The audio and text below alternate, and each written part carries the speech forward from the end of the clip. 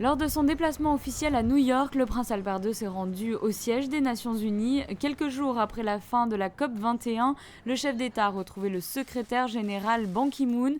L'occasion pour eux de s'entretenir sur l'accord de Paris et des prochains grands rendez-vous onusiens. On est revenu bien sûr sur les résultats de la COP 21, mais aussi sur le prochain sommet humanitaire qui aura lieu au mois de mai prochain à Istanbul, et sur les engagements qu'a pris la principauté depuis de nombreuses années sur l'humanitaire, et puis sur la prochaine réunion de haut niveau sur le programme des Nations Unies dans la lutte contre le sida.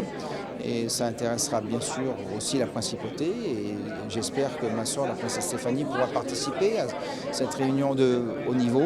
Et puis donc on a passé en revue un petit peu les engagements qu'a pris la principauté dans l'accord qui a été adopté au mois de septembre dernier sur les objectifs de développement durable. Rappelons que la principauté est un État membre de cette organisation internationale depuis 1993, et c'est dans le cadre des célébrations de cet anniversaire qu'une œuvre de l'artiste monégasque Claude Rosticher a été offerte par la principauté.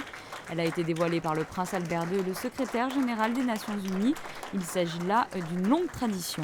Pour des raisons économiques, des pays ont, dès l'ouverture du siège en 1952, offert, la Norvège a offert la décoration du Conseil sécurité, la Suède celle du Conseil économique et social.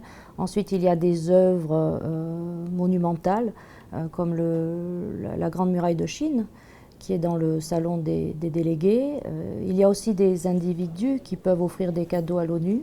Pour en revenir à notre œuvre, il avait été décidé au moment de la célébration des 20 ans de l'admission de Monaco à l'ONU d'offrir un présent. Donc il y a des lignes directrices qui sont fixées par le comité des arts, puisqu'il faut que ce soit en principe en relation avec le pays. Ce n'est pas l'année des 20 ans malheureusement, puisqu'il y avait le plan 4 d'équipement, puisque l'ONU était en réfection.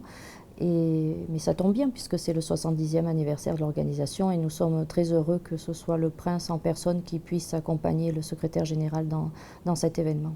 L'arbre à étoiles de Claude Rosticher est exposé au second étage du hall du bâtiment des conférences du siège des Nations Unies.